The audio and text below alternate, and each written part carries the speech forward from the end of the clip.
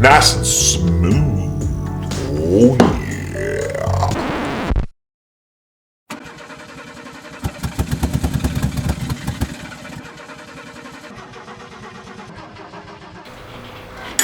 Oh, easy, easy. Well, no, that's not gonna work. Oh, this is gonna be fun.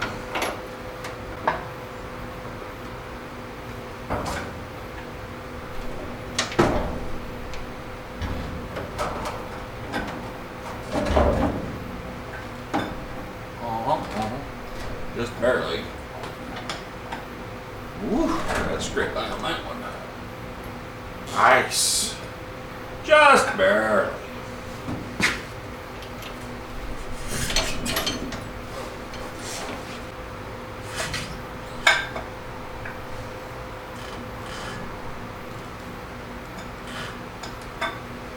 What? Remove the hood?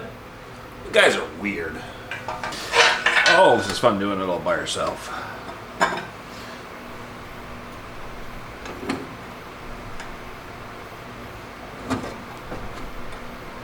Steady, steady. Okay, hold up.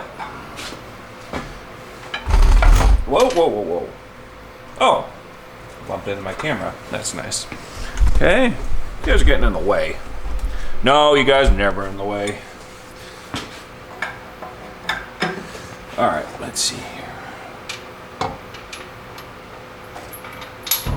Oh, hey, we're bottomed out on the cross members. Sure.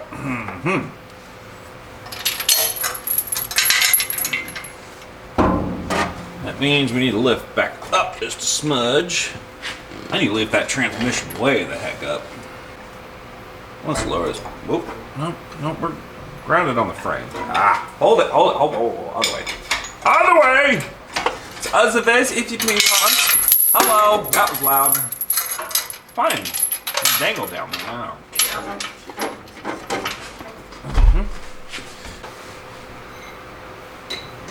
Oh, we're hung up on a flex plate.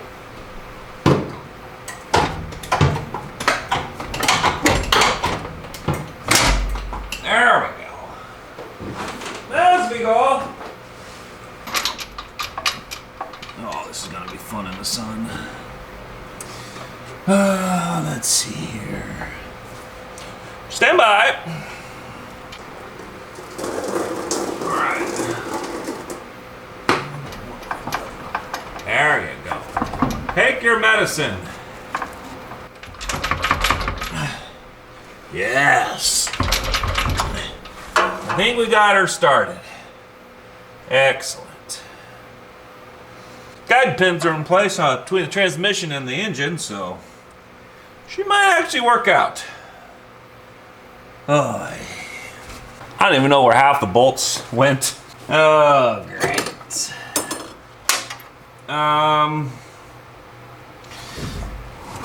Get these stupid gloves off first. I know this is one of them. Oh, we just sneak it back in here. No? Let's lower this thing a little bit. Help me, guys. Help me, help you, help me, help you. There we go. A little bit lower so we can get additional clearance to the back of the firewall. Oh, yeah.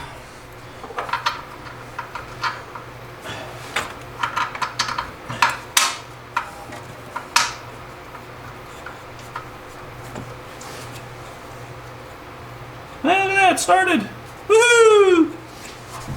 All right, what is that, 18 mils?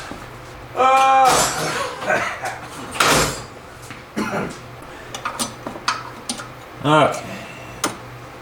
Let's see if we can find the other top bolt. Found it. That was a little too quick. Which means I can't find the other bolts, probably. All right, and you pop. Pop, pop. Come on. There we go. Oh, that one threads in. It's a good sign. All right, now to the ones down below. Kids, make sure when you're doing this, you label all your nuts and bolts. I know Trans Am was asking me, and I said, don't worry about it. I do this every time. Alternating device. In.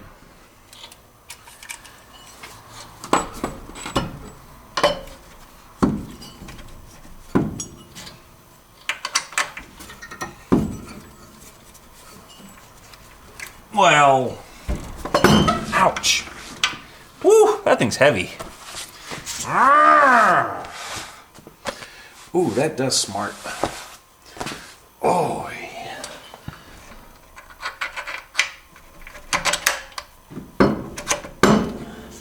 This goes in here.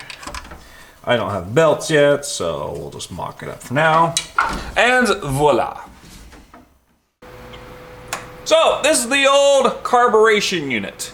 Hoses and levers and wires and diaphragms. No, we're not gonna have any more of that nonsense. We've got a new intake manifold here, and we've got a new carburetor. Yes. Got the instruction manual. I suppose I'll use it since this is not my own. Comes in a nice complete kit. What do we have here? Ah, yes. The famous air cleaner style unit right here. One of those. Associated hardware. I really don't know where that goes to on the carburetor, that's fine. Adapter plates. There it is. Look how simple this thing is. That's how carburetors should be. I mean, here. Let's take a closer look. This is what we got. You got all of this stuff that's just, yeah. Or you can have a nice, simple design here. We're choosing this. Basically, fuel inlet, vacuum port, and that's pretty much it. Very, very simple design. So let's install a Weber 3236 carb on a Toyota 20R. Technically, we're installing it onto the manifold because still waiting on the gasket. When you guys see this, by the time this thing gets uploaded, we'll be waiting for about a month for it. So we're getting kind of antsy. I know you guys have been waiting for this episode a long time. I feel a little bit of pressure to get this out, but I'll try to do quality over quantity for you guys. So when you see me upload something, you know, oh yeah, we gotta click on that. Come on. So we got the hardware for the adapter plates, a couple of the adapters here and here, associated gaskets. Step number 1. Coat the manifold base gasket here with gasket sealer. Okay. When you guys are using silicone on your gaskets, very thin coating surface is all you need. See, I got way too much on here. Put this guy on here, over here. Okay, very good. Install bottom adapter flange with wide portion towards the passenger. Wide portion towards passenger side. That's not the passenger side. I'm sure it's supposed to go like that. Okay. Here. 2 big ones go in here. And here. Okay. Thank you. Not over the scales, but right on top. 144 inch-pounds. Okay. You say so. Okay, there's 12 there. We'll do opposite sides. 2 potatoes. 3 potatoes. 4. Excellent.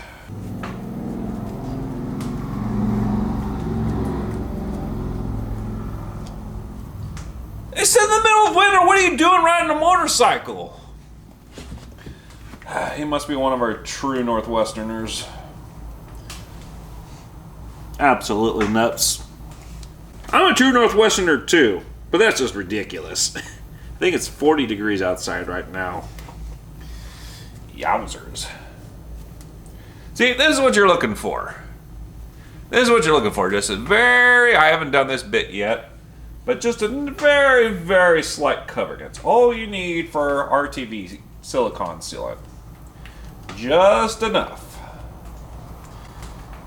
Okay, so that goes on here. And then we put it on like thusly, I think. Tighten is 6 foot-pounds, eh? Okay, so 6 times 12 is what? Quick! I don't know, I gotta look it up myself. 6 times 12, 72. Okie dokie. So, we're basically having it. Well, I could have done that in my head.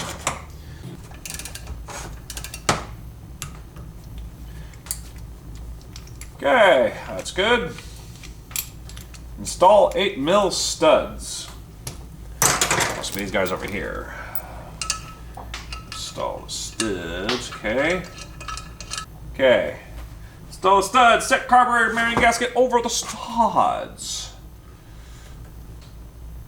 With the linkage of the rear of the vehicle, install the carburetor and provisionally tighten them. Okay, so. It's all nice and clean. Nothing's marred. No, looks all good. Here we go. Oh yeah. We'll have to switch our fuel input over to this side right over here. That's where our thermostat housing is going to go. So we'll have to fix that in a minute. Put the cap back on my RTV because I do not want that to dry out. It's a bit more proper now.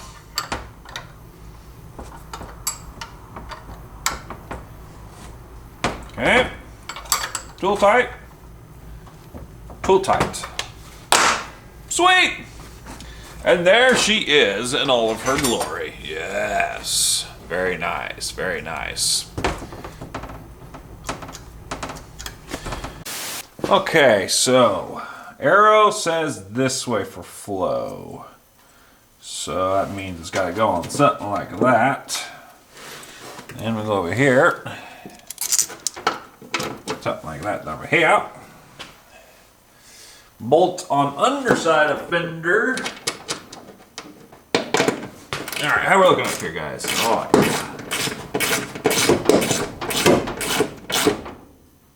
there we go. I need to crank it down stupid tight, but oh yeah. Perfect. So, fuel pressure regulator. Nice. So now I got 3,000 washers installed right here. Very nice. We're just gonna bolt her right here. Use one of the existing threads in the fender. Yes.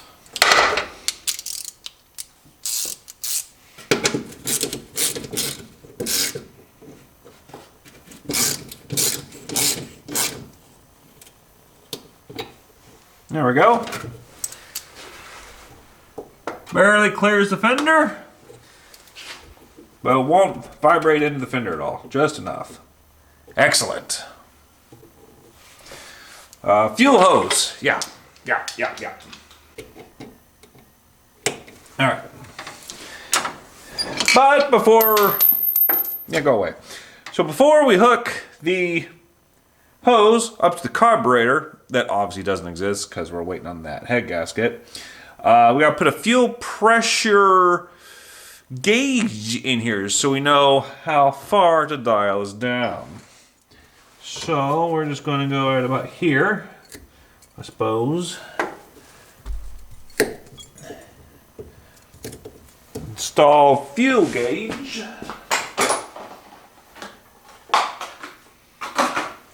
Like thusly. There we go. Oh, well.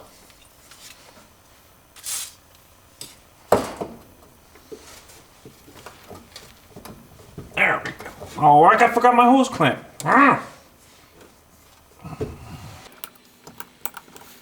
Okay.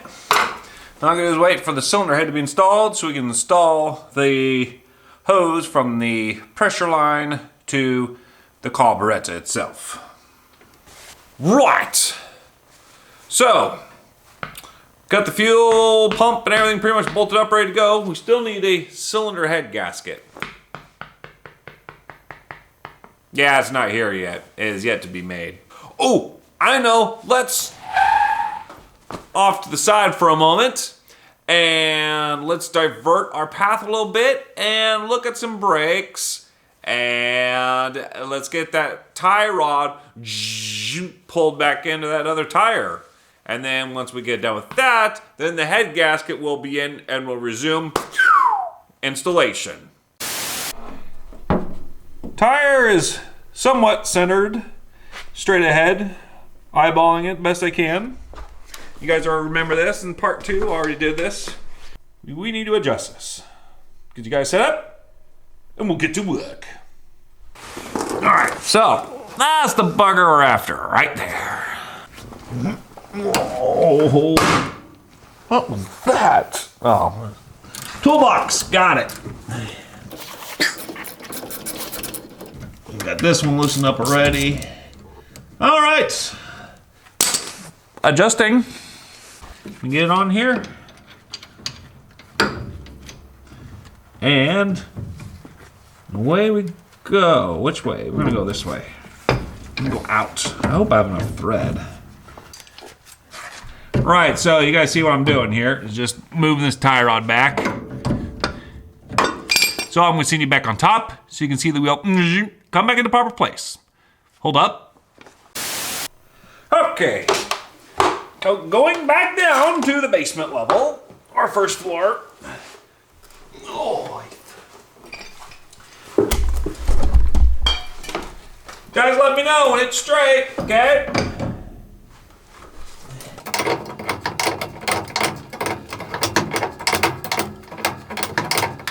We're there yet? That'll be too much longer. I'm gonna run out of threads here.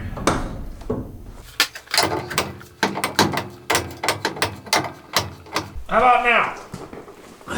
I still don't hear you guys. Oh! That is what I call a drivable wheel. Excellent. This pickup's jacked up, but the brakes are locked up. I'm not sure if it's the brake or the brake hose. We gotta do a little replacing. Observe. The pickup is off the ground, right? She's just a little bound up.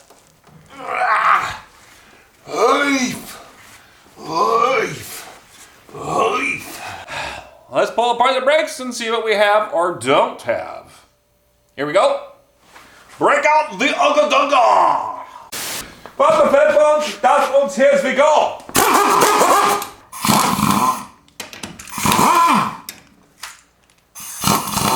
Off. Off. Off. Hey. Oh, yeah.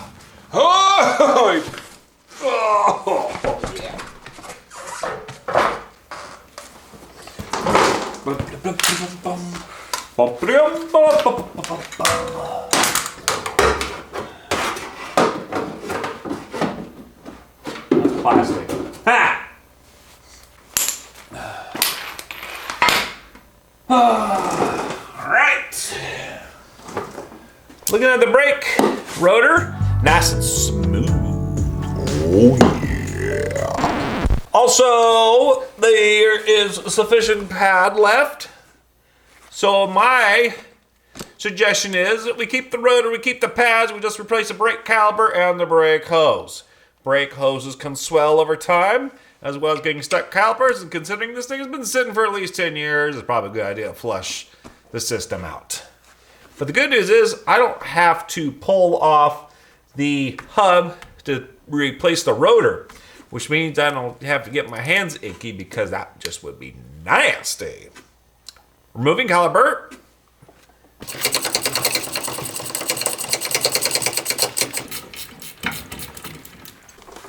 Brake caliper off. Yeah, right. I got the tool for this. Stand by.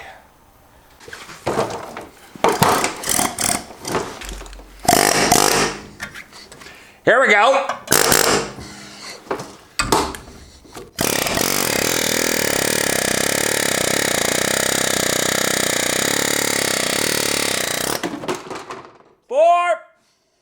Honestly, if you guys have an air compressor, you need to get an air hammer.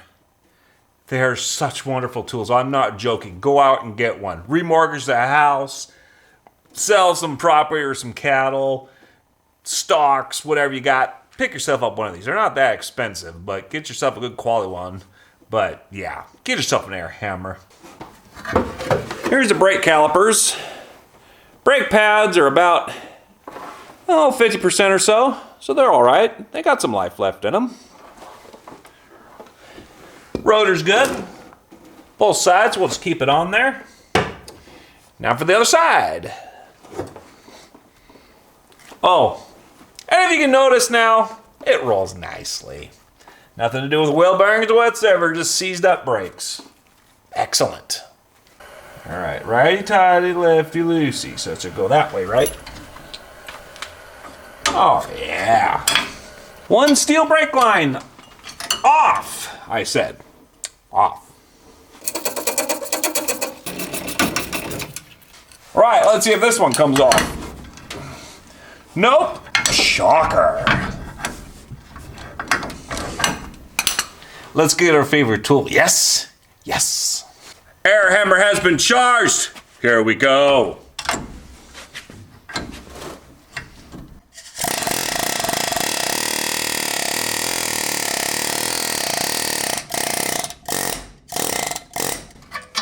Perfect.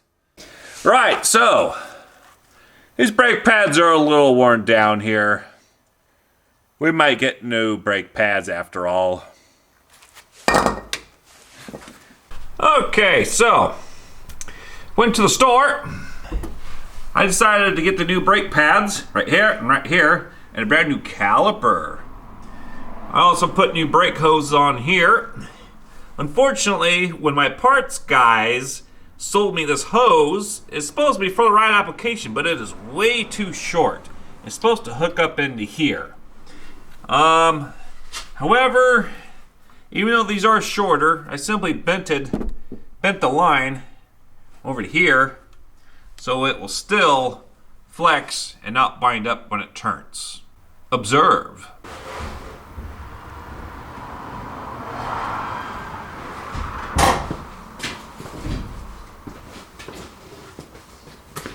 Right, so with it all extended, you can still see there's enough wiggle it's not binding up at all. It'll be fine. So if you guys got a hose that's a little too short, you can disconnect it from the hose bracket and you can bend the steel lines out here just to get you down the road in case you need to get to work the next day.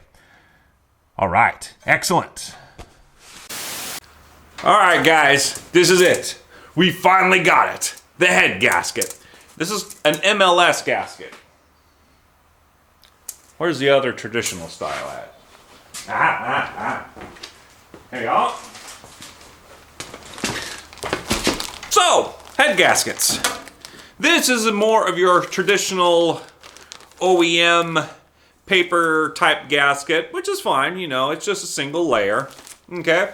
Which was all right, but since enough metal was taken off of this thing, we needed to get an extra thick gasket to keep the geometry the same so the valves don't clash in with the pistons, right? Of course. I already know I covered that, but I'm covering it again in case you forgot.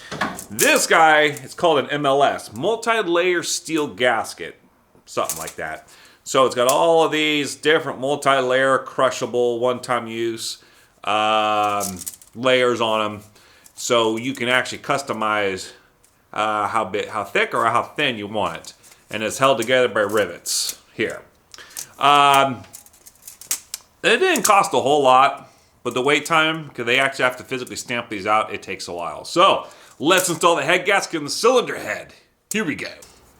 So you'll have two alignment dowels here and here. In theory, they should pretty much go straight on. That one clamps on. This one's a little taut. There we go.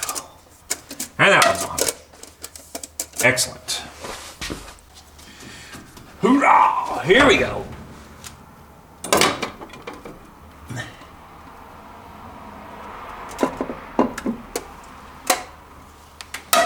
Okay.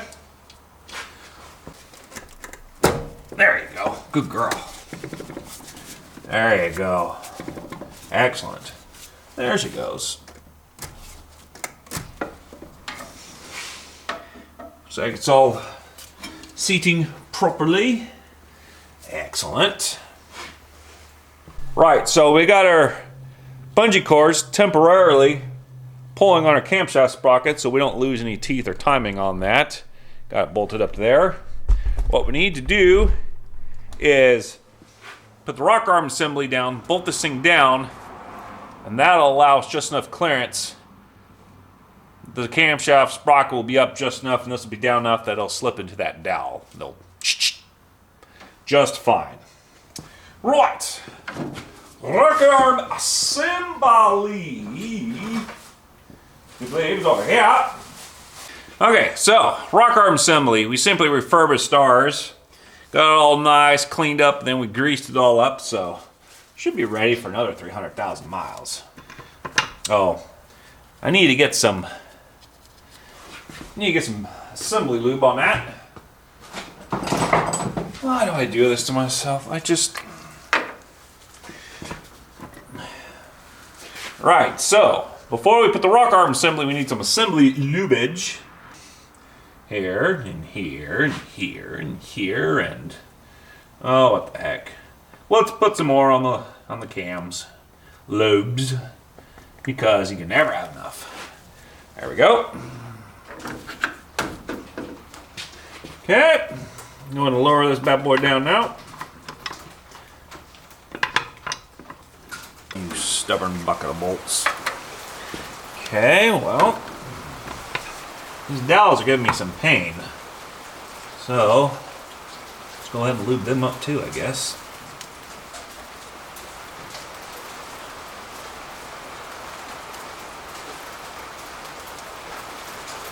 Okay.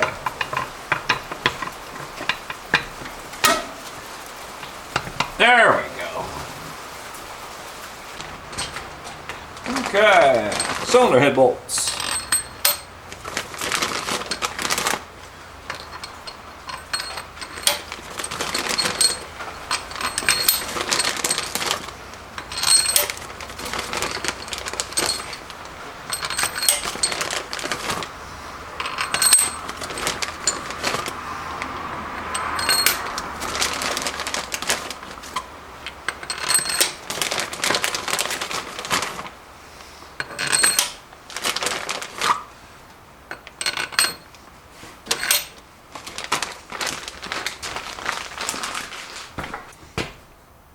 Tighten the cylinder bolts in 2 to 3 stages, following the sequence above.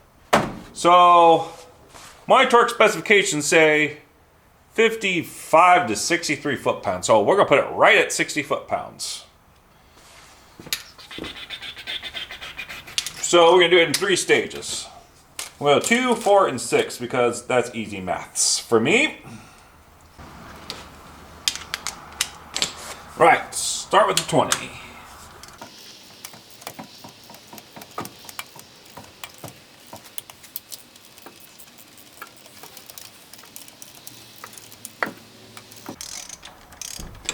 Top tip when you guys are doing this, make sure when you sweep through with your torque wrench, make sure you get enough of a bite that you know it's going to click. So, seeing I'm feeling it's getting tight, so I'm going to guesstimate that it should click on this one. You want to sweep it as it's clicking. There you go. You see that? I made sure there's plenty of room that I knew was going to click. Sometimes it's kind of difficult if you keep working on a V8 or something like that. So, but when you're trying to do it accurately, try to make sure you got enough of a sweep that you know it's going to click within range. Stage 1 complete. Stage 2 will be 40 foot-pounds now. Duralast. Jeez, Premium automotive scared. parts for Toyota. Good mercy, you're scaring me. Okay, there we go. That's cylinder head number 2. Excellent. Final lap. Here we go. All right, there's our 6-0, number 2.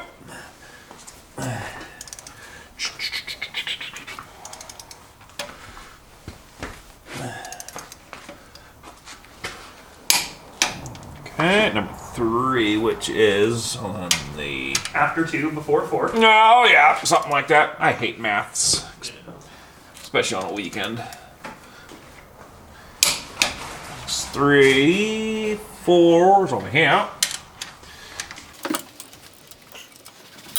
And 10, which would be this guy right here.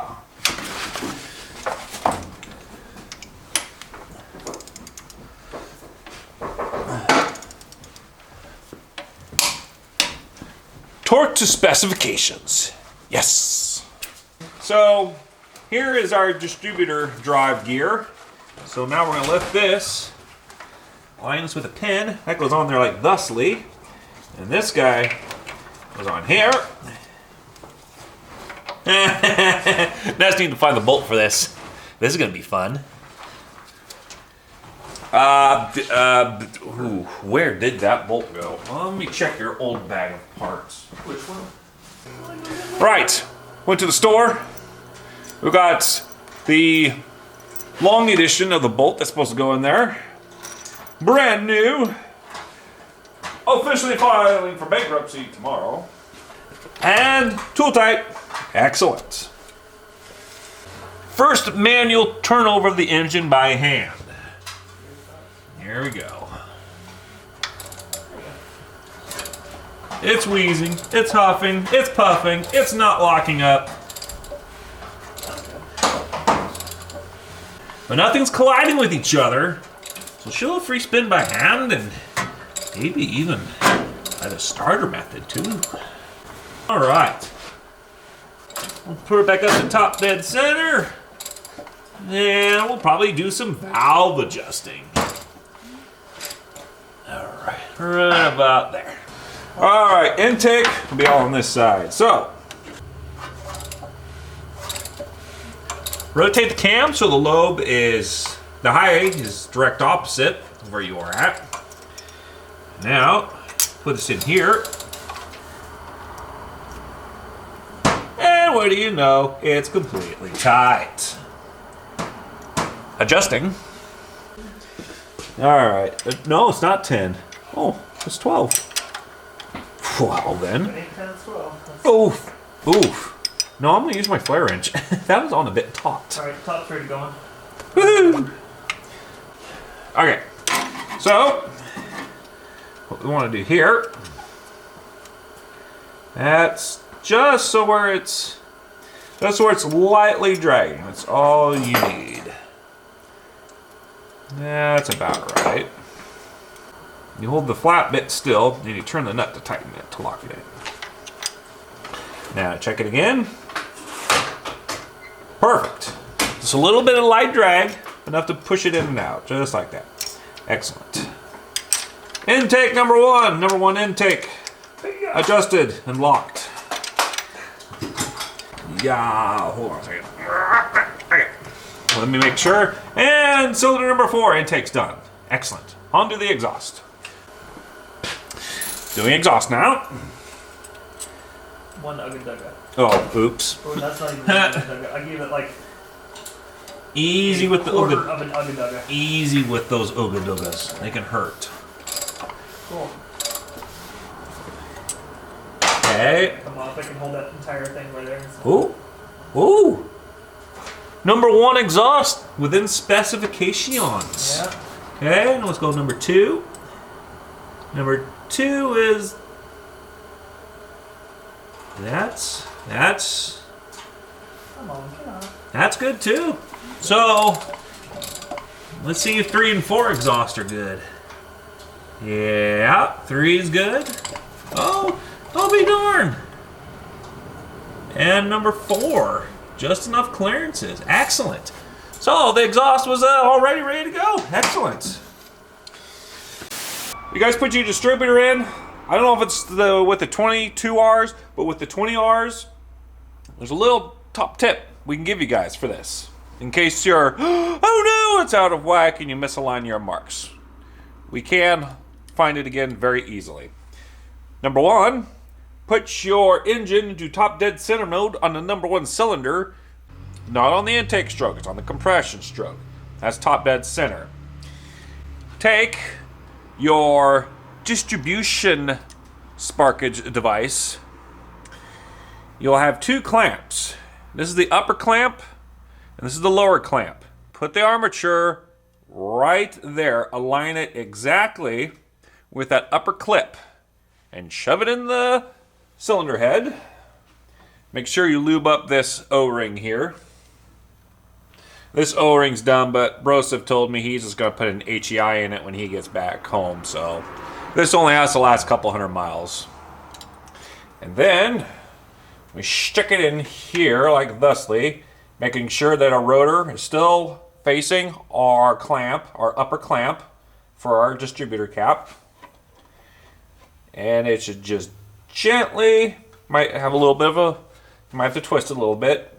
There it goes. And boom. There you be.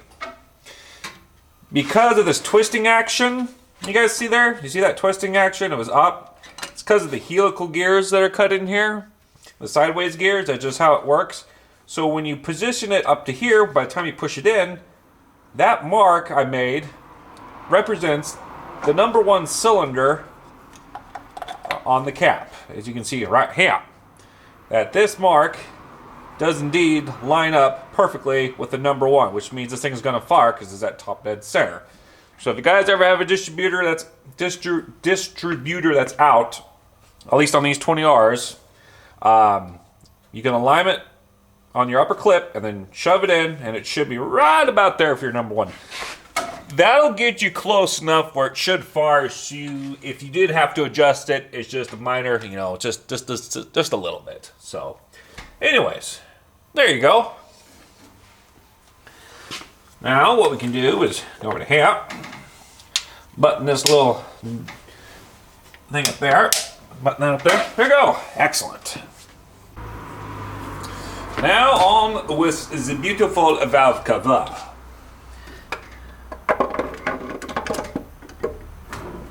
Just like that.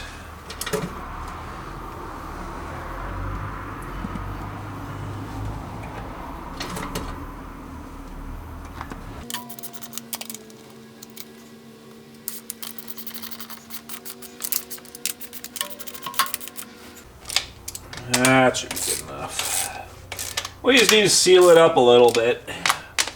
When it gets hot, we break the engine in, we're going to have to redo the valve.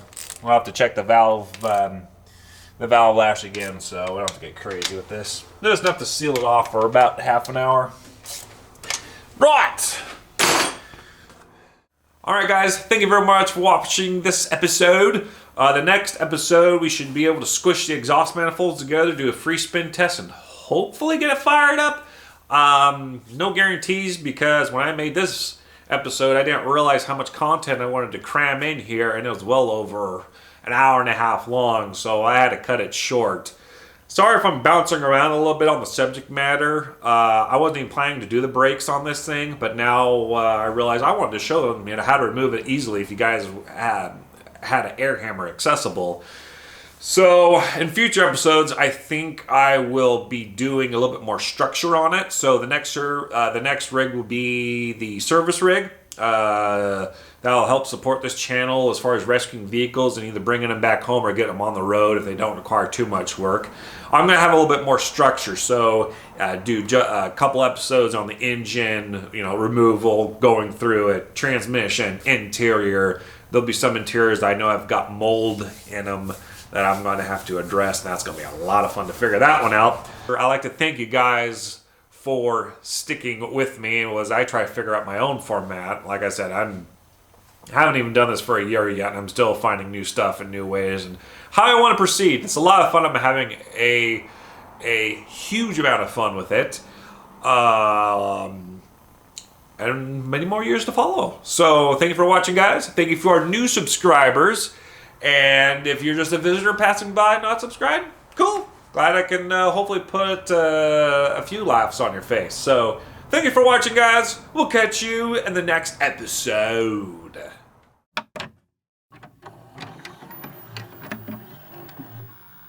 It's fairly shiny. I might show up on the camera. Finally! About dang time I got there, right? Sure, why not? Well, get off of there, pile. Oh, what now?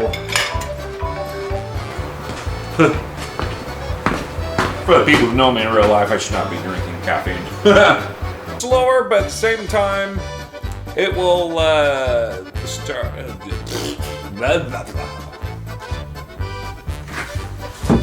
Did I mention sometimes? Ooh, that's. Did I mention sometimes? No. And now for camera. And now for the fuel management portion of the program. Pressure rate. Off, if you please. Focus us on auto. Yeah, I know that. Just hush. Hush. Light. Ah, there it is. There. Found it. No. Right. So. Oh, I unplugged it from the other way. Well. Wow. Why are you guys listing so bad? There we go. Oh, that's better. Stupid $5 tripod. Magnets don't stick to plastic. You engineers out there, if you can fix that, let me know. Alright, what? Oh, that's nice. Good, I think we got an issue there. Of course! That's all we have on this channel.